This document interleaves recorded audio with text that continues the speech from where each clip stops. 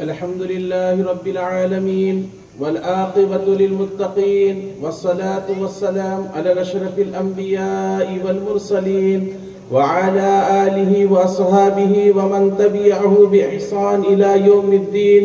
أما بعد، قال الله تبارك وتعالى في القرآن المجيد: إنا أرزنا الأمانة على السماوات والأرض. صدق الله مولانا العظيم. قابل صد احترام معزز علماء کرام اور حاضرین مجلس، الحمدللہ آپ کے ذوق اور شوق کو دیکھ کر اور اس ادارے سے آپ کی محبت کو دیکھ کر بڑی خوشی محسوس ہو رہی ہے کہ آج کے اس گئے گزرے دور کے اندر جبکہ دینی مجلسوں کے اندر شرکت کرنا اور دینی مجالس کے اندر جمع ہونا اور خاص طور سے مدارس کے جلسوں کے اندر آنا آدمی اپنے وقت کو ضائع کرنے کے برابر سمجھ رہا ہے. آپ کی اس ذوق و شوق کو دیکھ کر علامہ اقبال کا ایک شعر یاد آ رہا ہے کہ انہوں نے کہا: اقبال نا امید نہ ہو اس کشتے ویراں سے، ذرا نم ہو تو مٹی بڑی زرخیز ہے ساقی. الحمدللہ آپ لوگ اس مجلس کے اندر جمع ہوئے ہیں اللہ کی توفیق سے. کسی کہنے والے نے کہا ہے کہ میری طلب بھی کسی کے کرم کا صدقہ ہے، میری طلب بھی کسی کے کرم کا صدقہ ہے، یہ قدم اٹھتے نہیں اٹھائے جاتے ہیں. اور کسی کہنے والے نے یہ کہا کہ محبت کے لیے کچھ دل مخصوص ہوتے ہیں، محبت کے لیے کچھ دل مخصوص ہوتے ہیں، یہ وہ نغمہ ہے جو ہر ساز میں گایا نہیں جاتا. الحمدللہ ہم نے ان بچوں کے پروگرام کو سنا، ان کی تقاریر کو سنا، ان کے مستقبل کے اندر جھانکنے کی ہم نے کوشش کی تو ایسا لگا کہ الحمدللہ کہ جس کو دیکھ کر ایک مرتبہ حضرت امام حضرت عطا اللہ شاہ بخاری رحمت اللہ علیہ نے جب تقریر فرمائی، شورش کاشمیری اس وقت وہاں موجود تھے، انہوں نے ایک شعر پڑھا تھا، غزل کہی تھی، اس کا ایک مصرع میں سناتا ہوں. وہ کہہ رہے تھے: خطیب اعظم عرب کا نغمہ عجم کی لے میں سنا رہا ہے، خطیب اعظم عرب کا نغمہ عجم کی لے میں سنا رہا ہے. الحمدللہ ان بچوں نے ان ولولہ انگیز تقریریں پیش کی فلسطین کے عنوان پر اور دینی دعوت کے عنوان کے اوپر اور بہت سارے عنوانات پر حمد اور نعت اللہ کے نبی صلی اللہ علیہ وسلم کی پڑھی تو بڑا دل خوش ہوا. اور دو بچوں نے حافظ قرآن بھی بنا ہے یہاں پر. ہر ایک دل کی خواہش ہو رہی تھی کہ کاش میرا بچہ بھی یہاں کھڑا ہوتا اور یہاں پر کچھ اللہ کی حمد و ثنا بیان کرتا، میرا بچہ بھی حافظ قرآن ہوتا، آج اس کو بھی دستار بندی کی جاتی. کسی کہنے والے نے کہا: تم نے چاہا ہی نہیں ورنہ حالات بدل سکتے تھے، تم نے چاہا ہی نہیں ورنہ حالات بدل سکتے تھے، میرے آنسو تیری آنکھوں سے نکل سکتے تھے، تم تو ٹھہرے ہی رہے جھیل کے پانی کی طرح، دریا ہوتے تو بہت دور نکل سکتے تھے. ان بچوں کو دیکھ کر دل خوش ہو چکا ہے اور دل کے اندر امنگیں اٹھ رہی ہے اور دل جو ہے تو خوشی سے معمور ہے. الحمدللہ اللہ تبارک و تعالی یہاں کے اساتذہ کو بہترین جزائے خیر عطا فرمائے. حالانکہ جو ہے عصر کے بعد جانے کا پروگرام تھا، کچھ مدرسے میں ہمارے مسئلہ ہو گیا اور جانے کا پروگرام تھا، لیکن مولانا ایوب صاحب نے بہت اصرار سے ہم کو رکایا کہ کہا کہ مولانا جاؤ جو ہے تو رک جاؤ، اگر میں جو ہے اس پروگرام کے اندر شرکت نہیں کرتا اور آپ کی جذبے کو اگر نہیں دیکھتا جو عام طور سے جو ہے تو جلسوں کے اندر دیکھنے کو مل رہا ہے تو شاید جو ہے تو میں محروم ہوتا. الحمدللہ میں سلام کرتا ہوں شولہ پور کے لوگوں کو کہ آپ کی جو محبت مدرسوں کے ساتھ ہے تو ہم مایوس نہیں ہیں. انشاءاللہ ہمارے اس بھارت کے اندر ہمارے اسلام کا مستقبل بہت روشن ہے. میں نے قرآن پاک کی آیت تلاوت کی جس میں اللہ تبارک و تعالیٰ نے فرمایا ہم نے بار امانت کو آسمانوں کے سامنے پیش کیا. مفسرین نے کہا ہے کہ بار امانت کیا ہے؟ یہ علم و عمل ہے، قرآن اور حدیث کا علم ہے اور قرآن و حدیث کا عمل ہے. بس اب اس بات کو آپ ذہن میں رکھو، بار بار اس کی تشریح نہیں کروں گا۔ حضرت آدم علیہ السلام کے پیش کیا تو حضرت آدم علیہ السلام نے اس کو اٹھایا۔ اللہ تعالیٰ فرماتا ہے وَحَمَلَهَا الْإِنسَانِ، اس کو انسان نے اٹھایا، إِنَّهُ كَانَ ظَلُومًا جَهُولًا، وہ تو بڑا ظالم بھی ہے، جاہل بھی ہے۔ پھر اللہ تبارک و تعالیٰ کے نبی حضرت نوح علیہ السلام نے قوم کے سامنے پیش کیا، ان لوگوں نے، کچھ لوگوں نے مانا، اللہ تبارک و تعالیٰ نے ان کو جو ہے کشتی سے ان کو نجات عطا فرمائی اس طوفان سے، اور جن لوگوں نے نہیں مانا اللہ نے ان کو ہلاک اور تباہ برباد کیا۔ ہر نبی نے اپنی قوم کے سامنے پیش کیا۔ وقت نہیں ہے، مختصر طور سے میں جو ہے تو گزر رہا ہوں۔ ہر نبی نے جو ہے تو پیش کیا، اور پیش کرنے کے بعد جب قوم نے مانا اللہ تبارک تعالیٰ نے ان کو سرخرخ کیا، اور جن لوگوں نے نہیں مانا اللہ نے ان کو تباہ کر دیا، اللہ نے ان کو برباد کر دیا۔ اللہ تبارک و تعالیٰ نے صفِ ہستی سے ان کو مٹا دیا۔ فرعون نہیں، حامان نہیں، دنیا میں قوم عاد نہیں۔ کیا نوح کی امت بھول گئے؟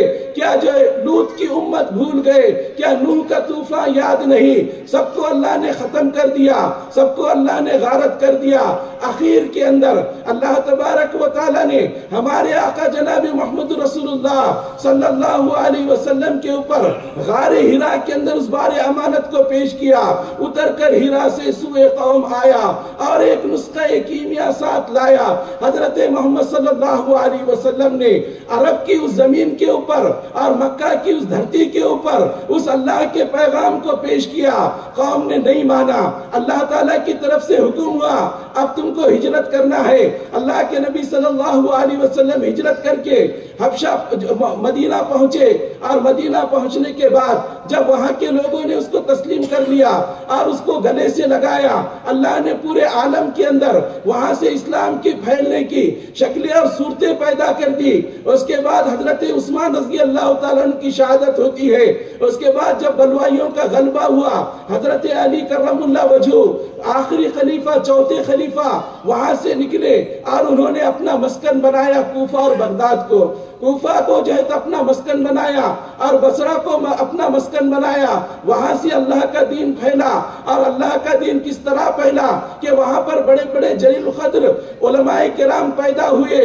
حمزہ کوفی وہاں پر پیدا ہوئے کہ جس کی روایت میں ہم قرآن پاک پڑھتے ہیں۔ امام ابو حنیفہ پیدا ہوئے۔ کون دنیا کے لوگ جن کی تقلید کرتے ہیں اور جن کے بتائے ہوئے راستے پر عمل کرتے ہیں، کون پیدا ہوا؟ امام محمد پیدا ہوئے۔ کون پیدا ہوا؟ امام ابو یوسف پیدا ہوئے، اور بڑے بڑے قراء اور بڑے بڑے علماء وہاں پر پیدا ہوئے۔ ایک دن ایسا آیا ان لوگوں نے بھی جو ہے تو علماء کی ناقدری کی اور اس بار امانت کی ناقدری کی۔ اللہ کا غیور دین وہاں سے نکلا اور وہاں سے چلا اور وہاں سے نکل کر پہنچا بغداد کی گلیوں کے اندر، اور وہاں پر اللہ کا دین اس طرح سے پھلا اور پھولا کہ وہاں پر بڑے بڑے مشائخ پیدا ہوئے۔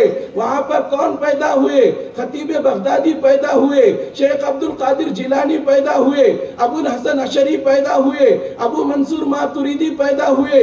وہاں پر کون پیدا ہوا؟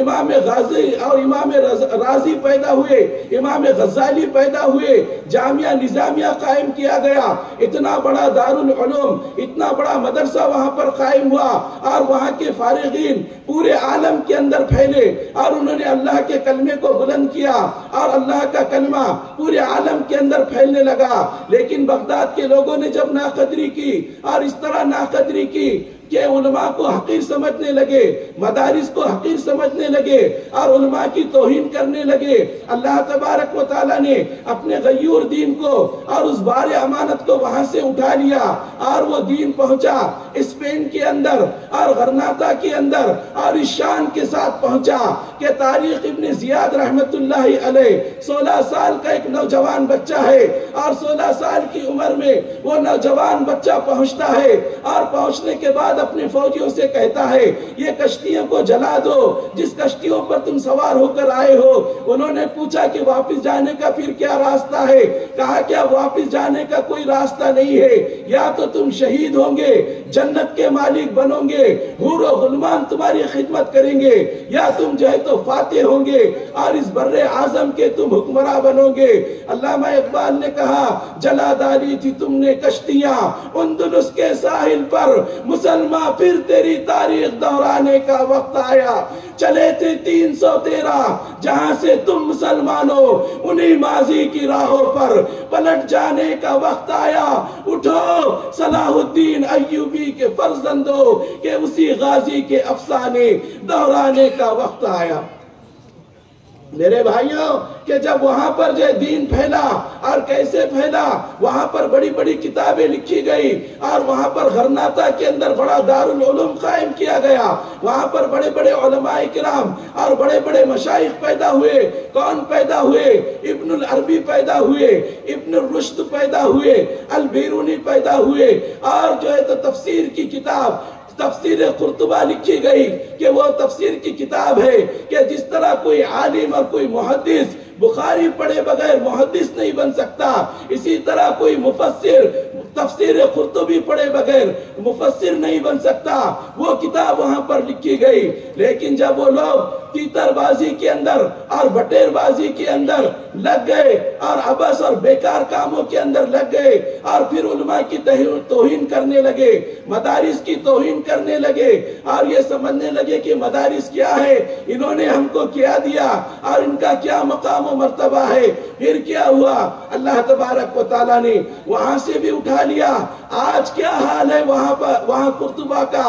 علامہ اقبال نے جب قرطبہ کے ماحول کو دیکھا تو ایک نظم لکھی، اس کے چند اشعار یہ ہے: میری قرطبہ بھی غرناطہ بھی دیکھا میری آنکھ نے، لیکن تسکین مسافر سفر میں نہ حضر میں، دیکھا بھی دکھایا بھی سنایا بھی ہے دل کی تسلی نظر میں نہ خبر میں۔ علامہ اقبال رحمت اللہ علیہ نے اس کے رونے کو رویا ہے اور اپنے اشعار درد بھرے انداز میں کہا کہ لوگوں میں نے قرطبہ دیکھا، میں نے غرناطہ دیکھا اور میں نے وہاں کے علمی مراکز کو دیکھا، اور میں نے یہ دیکھا کہ جب عوام کا تعلق علماء سے ختم ہو گیا، جب عوام کا تعلق مدارس سے ختم ہو گیا، تو آج حال یہ ہے وہ جامع قرطبہ دنیا کی سب سے بڑی مسجد اور وہ عالی شان مسجد، اس کے اندر ایک انگریز عورت اپنے کتے کو لے کر آ سکتی ہے، لیکن کوئی مسلمان وہاں پر 2 رکعت نماز نہیں پڑھ سکتا۔ یہ حال ان کے اوپر آیا، کیوں آیا؟ ناقدری کی وجہ سے۔ پھر اللہ تبارک تعالیٰ کا دین پہنچا ماوراء النہر کے اندر، جس کو ہم بخارا کہتے ہیں، جس کو ہم سمرقند کہتے ہیں، اور جس کو ہم تاشقند کہتے ہیں، جس کو ہم ترمیز کہتے ہیں، جس کو جو ہے تو ہم اچھے اچھے القاب سے یاد کرتے ہیں۔ وہاں پر کتابیں لکھی گئی۔ کون سی کتابیں لکھی گئی؟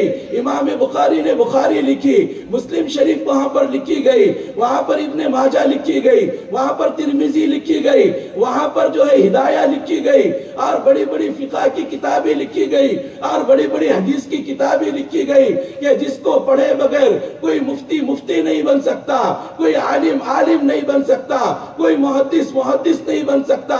لیکن کیا ہوا؟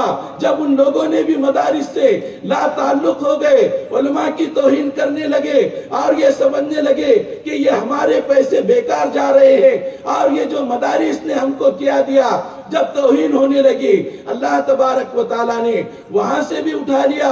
اب کیا حال ہے اس بخارا کا؟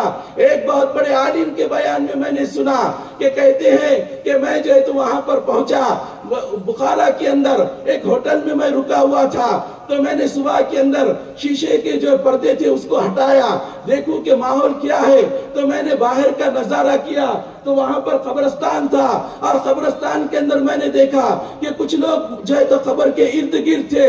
کس کی بات کر رہا ہوں میں؟ امام بخاری کی شہر بخارا کی بات کر رہا ہوں کہ قبر کے ارد گرد لوگ بیٹھے ہوئے تھے۔ میں بھی گیا دیکھوں کہ ان کے ایصال ثواب کا کیا طریقہ ہے، کس طرح یہ اپنے مردے کو ایصال ثواب کرتے ہیں۔ انہوں نے جو ہے تو شراب نکالی، جاموں میں انڈیلا اور پیا، اور کہا کہ اس کا ثواب ہم اس مردے کو بخشتے ہیں۔ یہ حال ہوا بخارا کا، یہ حال ہوا سمرقند کا، یہ حال ہوا کہ وہاں پر محدثین کے جو ہے تو گلے کاٹے گئے، اس کے مینارے بنائے گئے، ان کو لاشوں کو گھوڑوں کے اندر روندا گیا، یہ حال ہوا۔ پھر اللہ کا دین متوجہ ہوا، کہاں پر متوجہ ہوا؟ اللہ تبارک تعالیٰ نے اس سرزمین کو منتخب کیا، اس دھرتی کو اللہ تبارک و تعالیٰ نے منتخب کیا کہ میرے عرب کو آئی تھی ٹھنڈی ہوا جہاں سے، میرا وطن وہی ہے، میرا وطن وہی ہے کہ اس دھرتی کو، اس بھارت دیش کو اللہ نے منتخب کیا۔ یہاں پر اللہ تبارک و تعالیٰ نے ہمارے اور آپ کے آقا حضرت مولانا قاسم نانوتوی رحمت اللہ علیہ، رشید احمد گنگوئی رحمت اللہ علیہ کے دل کے اندر الہام کیا، ایک مدرسہ قائم کرو تاکہ جو ہے تو ہمارا دین بچے۔ مدرسہ قائم ہوا، اللہ تبارک و تعالیٰ نے وہاں سے اللہ کے غیور بندوں کو نکالا۔ اس کے بعد پھر مزار العلوم قائم ہوا، اس کے بعد ندوۃ العلماء قائم ہوا، اس کے بعد عقل کنواں قائم ہوا، اور مدرسوں کا ایک جال پھیلتے پھیلتے ہمارا مدرسہ تعلیم الدین بھی قائم ہوا۔ اور اسی مدرسے کی یہ کڑیاں ہیں، اسی مدرسے کا یہ شجرہ نسب ہے، اسی مدرسے کی یہ جو ہے تو سنہری کڑی ہے۔ الحمدللہ یہاں سے اللہ کا دین پھیلا، پورے عالم کے اندر تبلیغی جماعت یہاں پر قائم ہوئی، یہاں پر جو ہے بڑی بڑی جماعتیں قائم ہوئی، اور انہوں نے اللہ کے دین کی حفاظت کرنے کا بیڑا اٹھایا۔ اور کس طرح کی قربانیاں ہمارے اکابرین نے دی، ایسی قربانیاں ہمارے اکابرین نے دی کہ اس کی مثال ملنا مشکل ہے۔ میرے بھائیوں، بتانے کا مقصد یہ ہے، یہ پوری تاریخ سنانے کا مقصد یہ ہے کہ ہم جو پیسے لگا رہے ہیں، ہم اپنی سعادت سمجھے، ہم ان کو محبت کی نگاہ سے دیکھے، ہم ان کی عظمت کو ہم سمجھے۔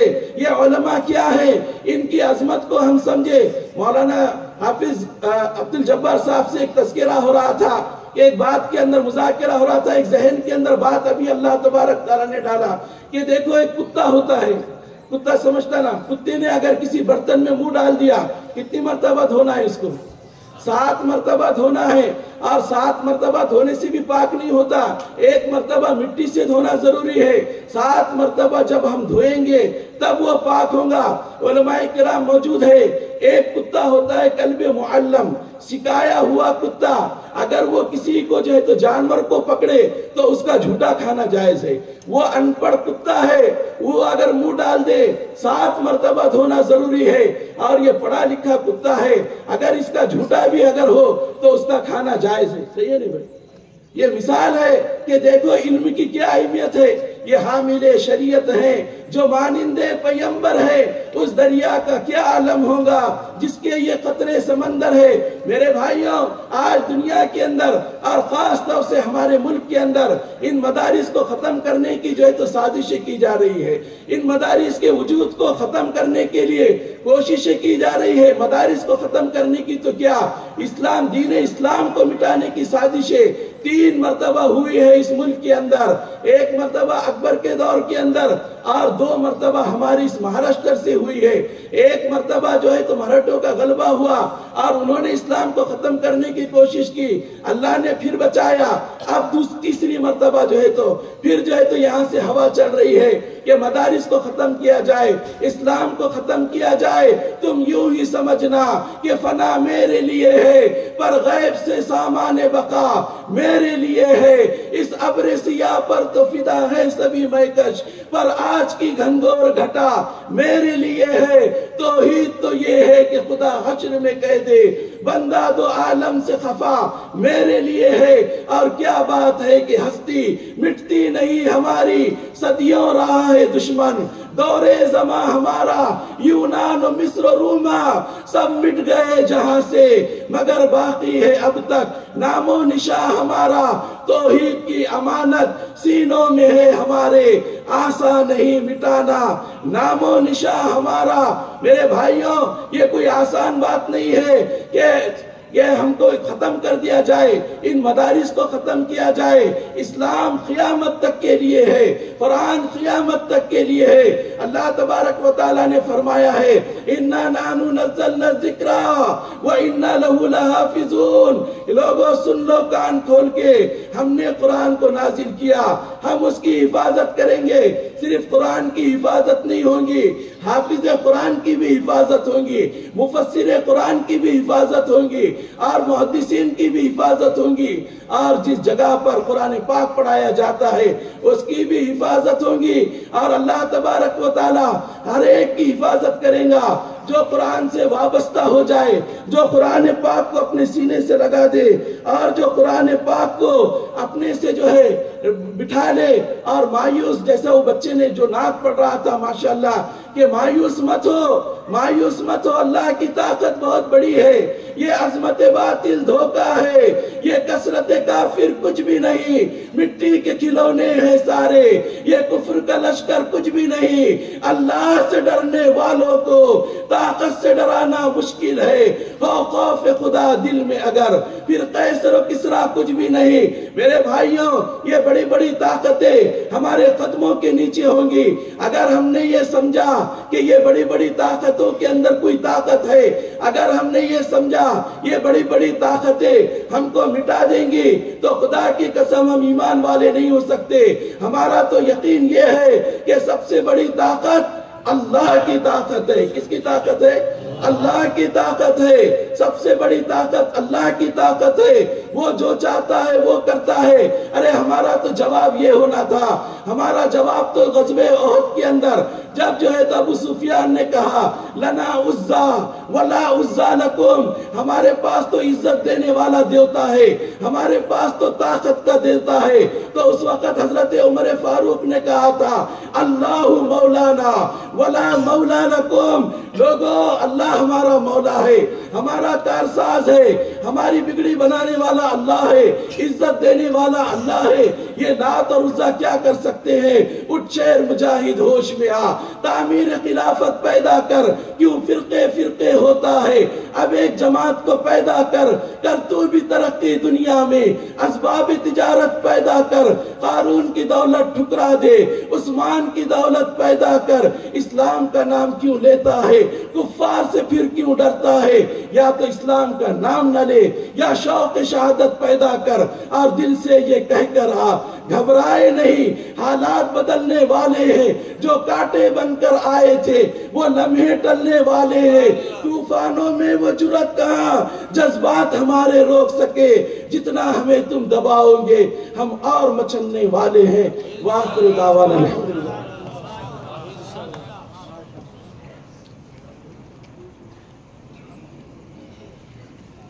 ماشاءاللہ، اللہ تبارک و تعالی